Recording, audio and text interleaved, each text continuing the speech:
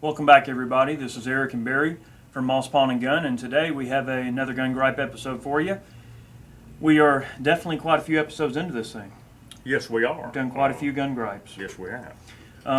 Before we get started, I want to mention that the new website is up and running, www.iraqveteran8888.com. Basically the same as the YouTube page, but in website form.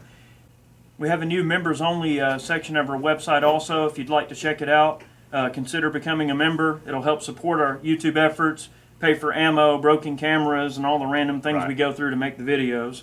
But today's gripe is a really good one, and I found out about this last week, and I wasn't, unfortunately, I wasn't able to talk about it really soon enough like I wanted to.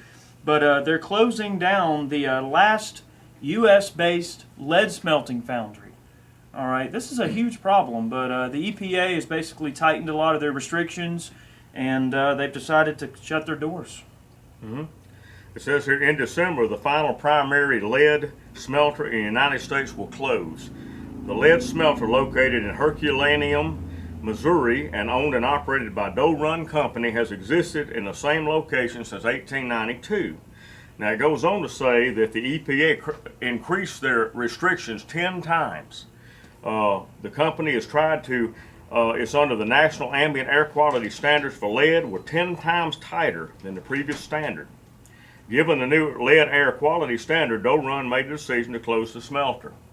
Now, it goes on to say that Governor Brown, we had already did a video on this about him outlawing lead ammunition for hunting in California. And it goes on to say that no one knows what kind of effect this is going to have on the cost of lead ammunition in the future. We're going to have to get the lead from somewhere else.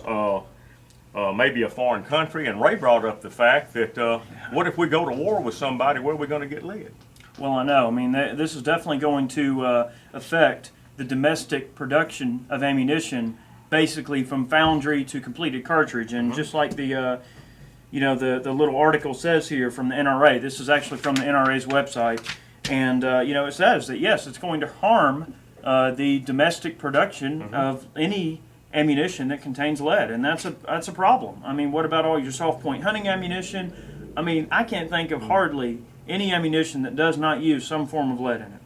And the reason that this is a problem, I mean, for one, you've got an old company that's been in business since 1892. You're going to shut their doors. I mean, everyone talks about the economy being so bad and they need to create jobs and all this stuff, but yet you're going to basically regulate a company out of business. For one, that's a problem because that's just more of this, government bureaucrat crap that's going on where they're just really, the problem with it is that if the government can't say, all right, we want to take your guns away, all right, give me the guns, give me this, we're going to take this, take that. It's all a power grab.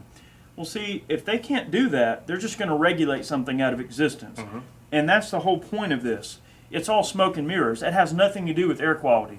It's just the fact that they're trying to regulate something out of business so that it can't help us in any way, the gun owners, and that's a problem. Well, part of this printout here is saying that after this smelter closes, after Doe Run closes, making cartridges from ammunition from raw ore to finished cartridges will be impossible. We are going to be dependent on someone for some of those components. Right. So the lead. Now everybody knows they can make lead. They can make bullets out of brass, copper. They've done it. We've got copper ammunition, things like that. But that's even more expensive. Right. It's more expensive, and part of the problem I have is, again, I mean, we're at war right now. I mean, you're going to shut down a lead manufacturer when a country's in war. I mean, that's like saying, what, we're not going to build battleships anymore? I mean, it's just so silly. I mean, you're going to rely on foreign components in order to load your ammunition. See, I think that basically what it is it's a gun grab in disguise, because if they can make the domestic manufacture of ammunition difficult to achieve for these companies, then what they'll do is say, oh, well, under the guise of import regulations or under the guise of this or that, okay, well, no foreign ammunition gets to come in. Well, it's not going to affect the government. The government can buy all the ammunition they want. So what they want is to say, oh, well, you can't import that cheap Chinese ammo that you can buy for $89 a spam can. Yeah. You can't order those foreign-made jackets, those foreign-made lead cores, or those foreign-made lead ingots, or whatever. You know, we can buy it because we're the government. But see, I think it's a gun grab in disguise because, okay, we can't take your guns, Joe Blow America, but we can take your ammunition. We can keep you from feeding your guns. Well, I was, back when we were doing the improvised shotgun loads for the 12 gauges, I went to Walmart and bought some sinkers, some egg sinkers, Eagle Claw, and they're made in China.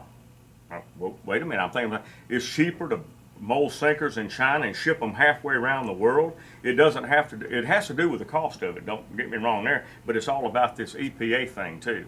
Yeah. All these companies are being run out of the country, and the companies are coming out smelling like a rose because not only do they not have to meet the EPA regulations anymore, they don't have to pay employee insurance anymore, and they're getting the stuff built, basically molded by slaves. They're getting cheap labor. The companies are coming out way ahead on this thing. Right. There's so many regulations in this country now, taxation, regulating air quality, water quality.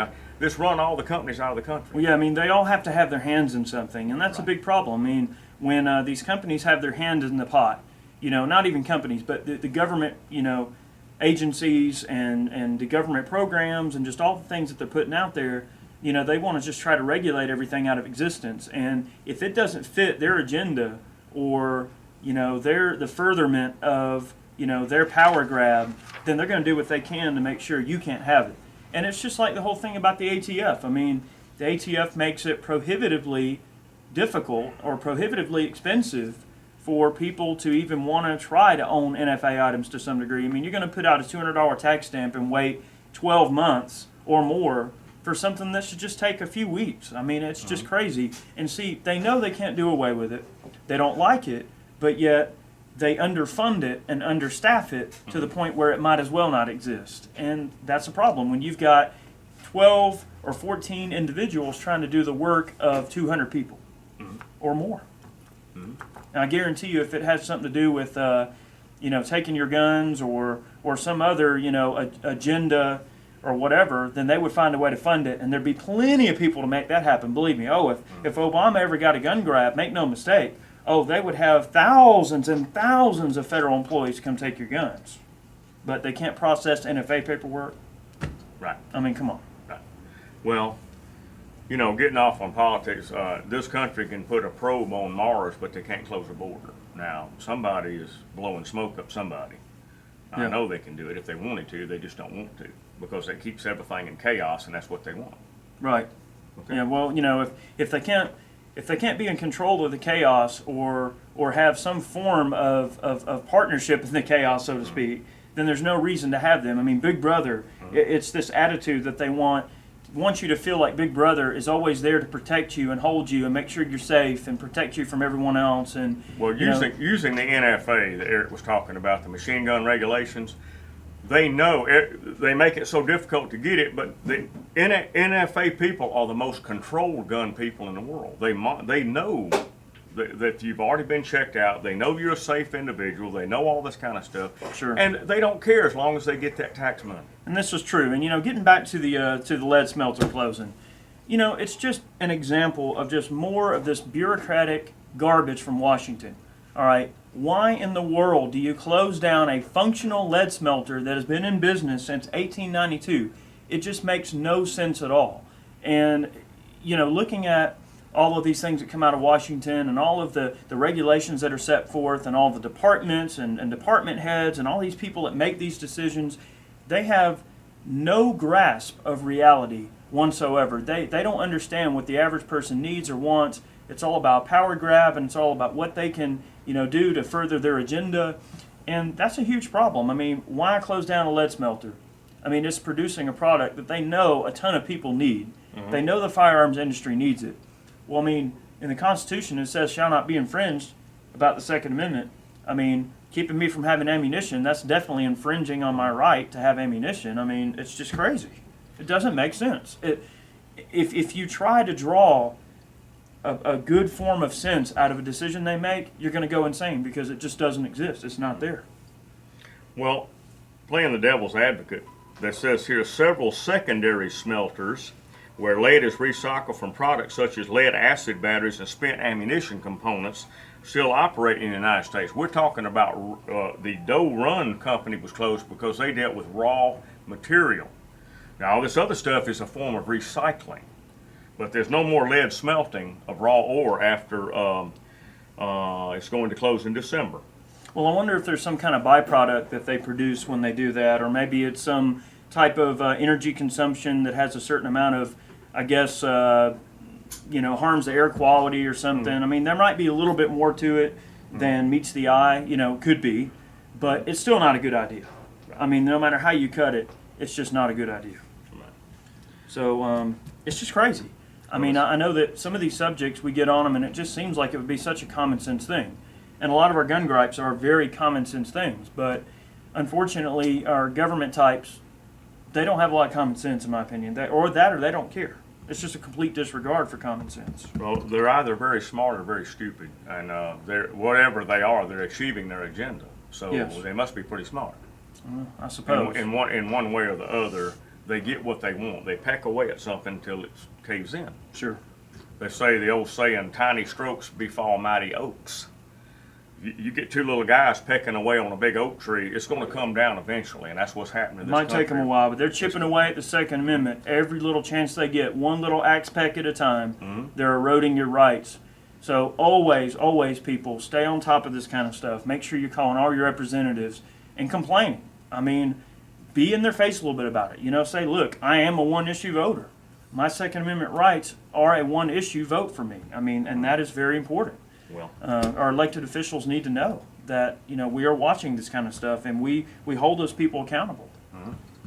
with everybody who has the internet now, there's no reason for anybody to be uninformed. Well, I agree. Yeah. There's a lot of misinformation on the internet. There is that, but you can stay abreast of what they're trying to do. You have to know the enemy, folks. Yes. So What I would suggest all you guys do is subscribe to the NRA RSS feed. That's what we do. That way I'm getting all the newest NRA news that's coming across the board. Also check out the Judge Report. They're a cool bunch of guys. They have a lot of right-wing conservative news that, of course, the mainstream media is not going to tell you all the time. Check out our blog. We're always putting out all kind of stuff across all of our avenues. Well, guys, we really appreciate you watching today's video. We'll hope that you'll check out the members-only section. Maybe give us a chance on that, see what you think. Give us your feedback on what you think about it. Check out the website. Be sure you like us on Facebook, Twitter, all the other social butterfly things that are out there. But, guys, we appreciate you watching the videos. This has been a lot of effort that we've put into the videos over the course of the several years I've been doing it, and we appreciate the support. we've worked very hard at it, folks, and I appreciate every subscriber that calls. We had several coming in today, one from Alaska. We did. We had an Yep. Alaskan subscriber drop by, a couple of locals. So we're always getting subs drop by. And guys, if you're one of those people, we appreciate you coming by, checking out the inventory, saying hello. We always, love it when locals come by, or anyone we get people from out of country come in. So, guys, we appreciate it. Thank you for watching today, and we'll see you soon. Y'all have a good evening. Awesome.